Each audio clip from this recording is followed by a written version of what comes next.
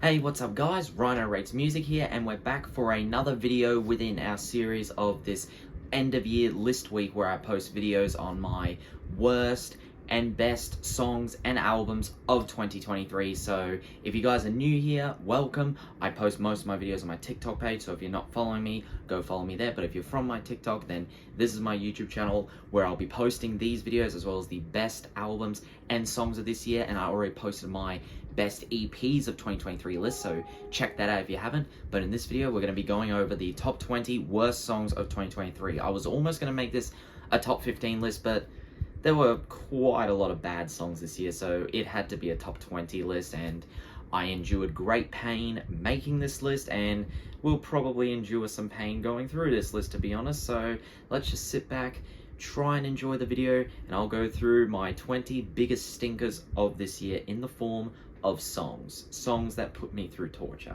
So kicking off the list at the number 20 song, I actually have the song from Måneskin called Gossip, featuring Tom Morello. So Måneskin are an Italian rock band that started to gain popularity with their sleeper hit Meghan, which was a cover back in 2021, and since then they've gone on to gain a massive new audience of fans, and as a result they released their new album at the beginning of this year, and this was one of the singles for it. And yeah, the album I did not like one bit, and this song I especially did not like either. Firstly, it sounds like your traditional, generic rock music that is just following on so many of the stereotypical trends of rock music that people are getting tired of, and people are wondering why rock music is dying.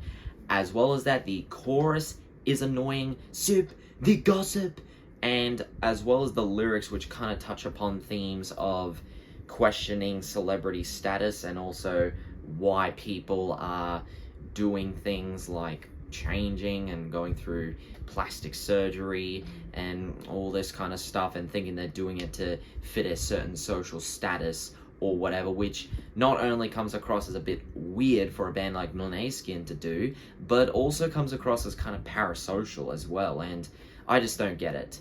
But I think the worst part of this song, the most disrespectful part of this song, is the fact that they got Tom Morello of Rage Against the Machine on the song as an attempt to try and save it, but even though he did a pretty average guitar performance for his standards, the song is so bad he couldn't even save it, and so they had to try and get him on as an attempt to do so, but they couldn't. So to think that the song would probably be even worse if Tom was on it, but at least it wouldn't have that ethical factor that makes me dislike the song even more. Alright, I'm already going through pain. Moving on to the number 19 spot, we have the AJR song, The DJ is Crying for Help.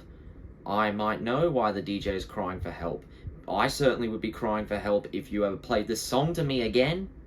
It's a typical AJR song. What do you expect? Some sort of Disney lounge pop style instrumental with some of the corniest vocals and also some very corny lyrics as well, and trying to encapsulate that vibe of kind of making it try to sound like a very sentimental or symphonic piece of pop music, but instead comes across as something that a child's band would do, just like a lot of other AJR songs. What else do I need to say?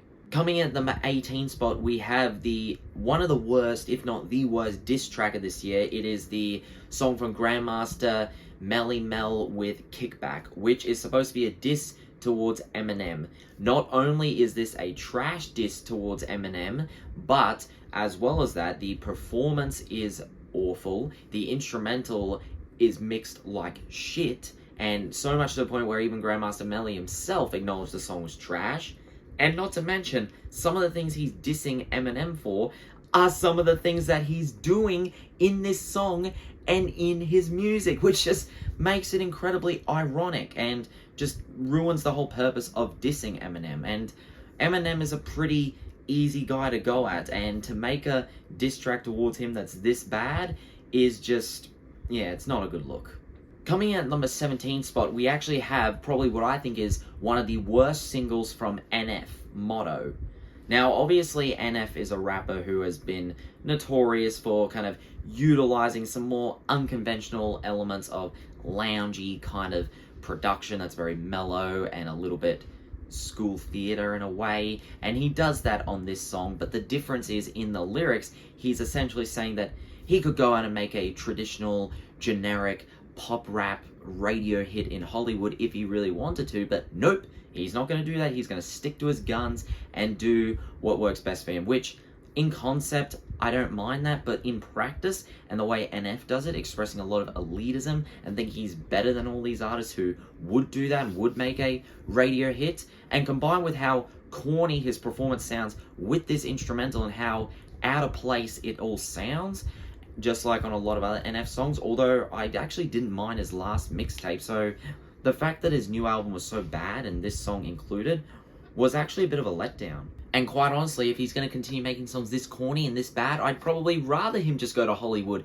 and make a radio pop song. Maybe something that's, or at least another Let You Down, because at least that song actually has some fucking substance. This doesn't. Coming out in the number 16 song, we have the Kanye West and Ty Dolla $ign collab single, Vultures, which is meant to be the title track for this upcoming Vultures album. And just read that anti-Semitic bar on the song, combined with how poorly the instrumental is mixed, as well as Kanye's own wrongdoings, and I don't think I need to say anymore, and I don't want to say anymore. I shouldn't have to say anymore as to why this song is on this list. It's garbage. Coming at number 15 song, we have, now obviously there's a thing where you have TikTok artists coming up, and there are some great examples of that. Some really talented artists who are really starting it on TikTok. Artists like Hemlock Springs, who are included on my EPs list. But this was an artist that started popping up on TikTok for all the wrong reasons. I'm talking about TX2 with the song I Would Hate Me Too. I'm a fuck boy, man, whore. I'm a 5'4". Oh, just...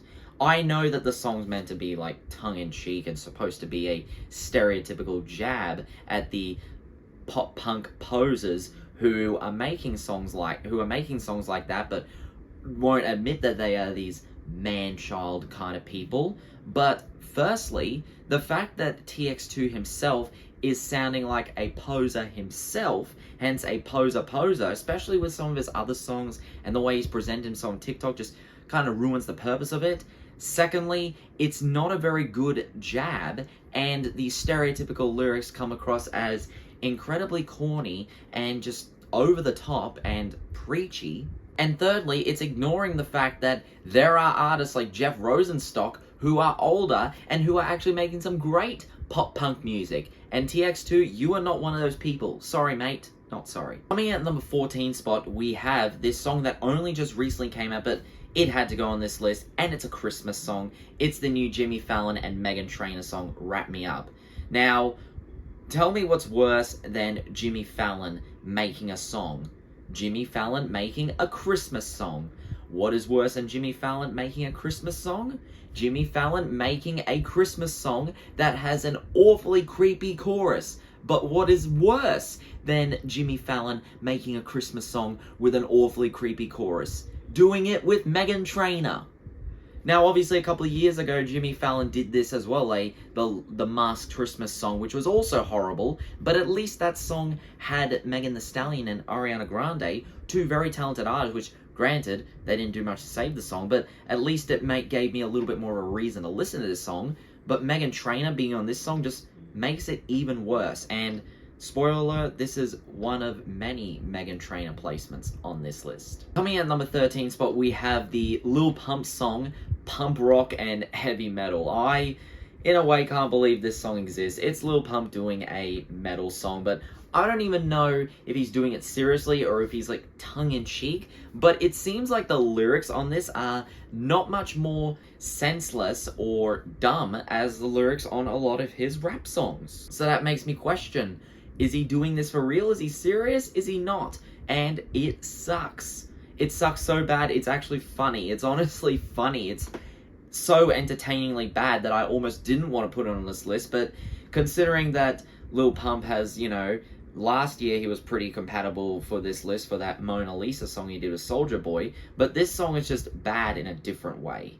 This song is also funny like Mona Lisa, but this song also shows him like he's trying but not trying at the same time, which is like a new achievement for Lil Pump, I gotta say, so shout out to him for that, I guess, but the song is still terrible.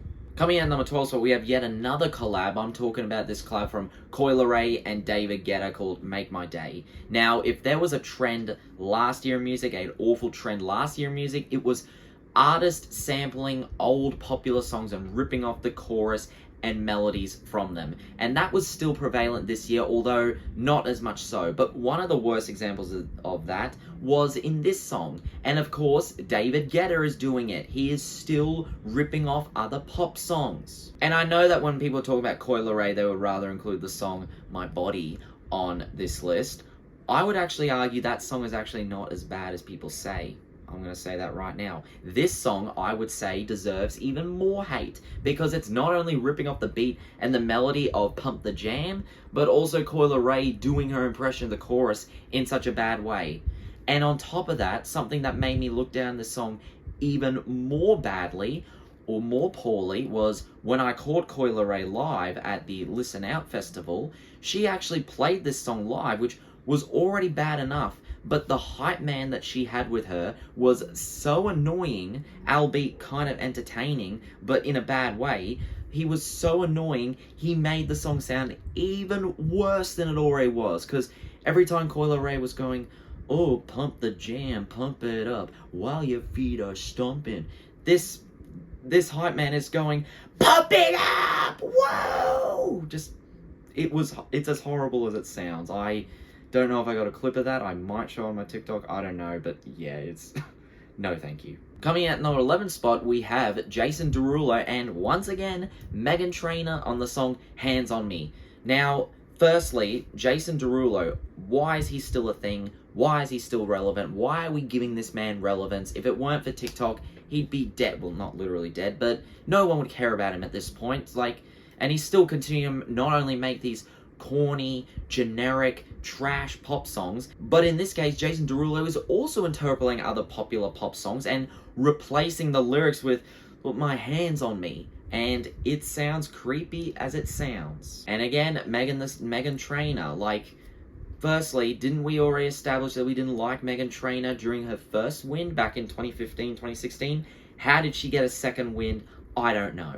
Alright, now we've hit the top 10 spot, the top 10 worst songs of 2023 in my opinion, and opening up the number 10, it is Fall Out Boy with We Didn't Start the Fire, which is essentially them doing a cover of Billy Joel's legendary track We Didn't Start the Fire, but they're trying to incorporate some of the events between that song's release and today, which is already pretentious in itself, but the fact that the events are not in chronological order, unlike how they are in the original song, they also don't rhyme, they're random as hell, and just come out of nowhere. Yes, instrumentally, I can say that the band at least nail it. They do nail the vibe, but the lyrics just completely ruin it, as does Patrick Stump's vocal performance. Coming in at number 9 spot, we have probably the worst country song of this year. I'm talking about Jason Aldean with Try That in a Small Town, which the lyrics here consist of so much dog whistling that you cannot tell me that this song is racist as fuck. On top of the fact that the music video was filmed in front of a courthouse used as a lynching site. And he's basically saying, oh, if you do this, if you do that in a small town, you'll be shocked. The song comes across as way too angry and way too threatening, and I do not know why. Why is he sounding this threatening? Why is Jason so angry? Why the fuck is he sounding like he wants to kill somebody? What happened? What made you so angry, Jason? I don't get it. And why? No wonder why people threw these racist allegations, and even CMT, of all people, dropped your music video. But even with that aside, the song is an incredibly generic contemporary pop country song that I wouldn't care to put on this list if it weren't for the racist dog whistling in the lyrics. Coming in at number 8 spot, we have one of the biggest MAGA artists to pop up this year. It is the artist Forgiato, Blow, and Jimmy Levy with the song Boycott Target. Now, if you take the chorus of this song and take it out of context, maybe there isn't much wrong with boycotting Target if you're boycotting them for things like, I don't know, the way they participate in capitalism, or the way they take advantage of and steal wages from their workers, or the way they rip off their customers. Those are valid reasons to maybe call for a boycotting of Target. Forgiato's reason? because they're apparently indoctrinating kids with LGBTQ rhetoric. And in the process, the song comes across as incredibly transphobic, uses the actual T slur, and the music video is just, it's so funny, but in a bad way. It's just, these guys are just goofing around, but they come across as stupid as hell in the process. So much to the point where I start to question if Forgiato actually believes in the stuff he says. He could be very well trolling, and if he is, then kind of a smart move in one way, because yeah, you're tricking a lot of conservatives and thinking, yeah, these guys are right. We need to boycott Target. We need to boycott Bud Light. We can't have our kids becoming, I just can't. But if he's actually trolling those people, then I guess that's a smart move. But even so, the song still sucks, and it still uses the T slur. Coming at number 7 spot, we have a band that I didn't even think would be on this list, or maybe I should have expected it, but I'm talking about the new Your Favorite Martian song, Gentleman's Ballad, I'm a Hoe. What is this song in a nutshell? It's essentially Ray William Johnson just, admitting that he's a horny guy, admitting that he's used women and that he's had toxic desires before, and he's saying, you know what, I'm not going to be about that as much anymore. I'm just going to, treat you well. I need to treat you better. But then right at the end of the song, goes on to say, nope, I've basically always been like this. I've always loved ass before. And then basically saying, instead, I'm just going to love your ass rather than loving a lot of other people's asses. It's just, it's horrible and super cringe, especially with lyrics like this. Ray William Johnson, just stop making music, please. Like, I get that Your Favorite Martian is not to be taken seriously. They're meant to be a comedy band, or like a comedy satirical version of Gorillaz, I guess. I can't even say that with a straight face. But, like, there's no point when it's not even funny, okay? Coming at number 6 spot, we have an artist I did expect to be on this list. We have Tom MacDonald and Adam Calhoun with the song American Flags, and it's just your typical Tom MacDonald style track complaining about wokeness and liberals and, yeah, we love America. Even though Tom MacDonald is Canadian, we love the American flag. We want to keep our rights. We want to stop children. And especially that one line where he basically says he's never hit a woman before, but now it's so confusing because they go as they, thems and stuff. Like, what? And Adam Calhoun's just equally as dumb and equally as bigoted as Tom MacDonald. So, in that sense, I guess they work as a duo, but in the worst way possible. And also, the instrumental, ironically, sounds just like the kind of instrumental you expect on your cheap SoundCloud rap song, which artists like Tom MacDonald has criticized all the time, yet now he's making music that sounds just like that, but even worse, because at least these SoundCloud rappers are not making songs talking down that is insanely transphobic, racist, and bigoted. Now coming in at number 5 spot, we have Roger Waters with his Redux version of Money. Earlier this year, Roger Waters re-recorded the entire Dark Side of the Moon album, and one of the singles that came out was his rendition of the song Money as an 80-year-old man, and it is god-awful. It ruins the original song, and the original song is amazing, and then Roger Waters went ahead and ruined his own song. Why? Please. I don't even want to say any more about this. It's awful. No, just move on. Coming at number 4 spot, we have Meghan Trainor making a 3rd appearance on this list, but this time for her own song, Mother. I am your mother, you listen to me. Like, for starters, you don't just give yourself the mother title, okay? Especially when it's for a song that's this awful. Secondly, I get that you're trying to make a pro-feminist anthem. That's perfectly fine, but it literally just misses the mark, and it literally utilizes the kind of lyrics that I would expect some kind of Twitter virgin to make. And thirdly, once again, how is it that this song was part of the song that got Meghan Trainor her 2nd win? I do not get it. I just don't. The song, it's awful. The vocal performance is bad. The progression is awful. The structuring is a mess. The instrumental is corny. Everything about this song is just awful.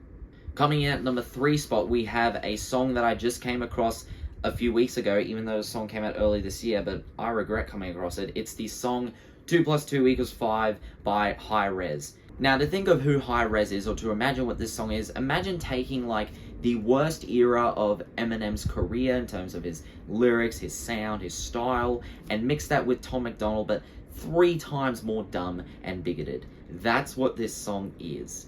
The whole premise of the song is saying, oh, 2 + 2 = 5. If you don't agree, you're racist, you're homophobic, you're bigoted, and coming up with these very dumb straw man claims of why you're racist, why you're homophobic, for having these certain things that nobody has even said, as a way to just dog whistle, as a way to come across as dismissive and just stupid. And the song annoys me. There's nothing about the song that's bad in a funny way. It's just awful and it frustrates me, honestly.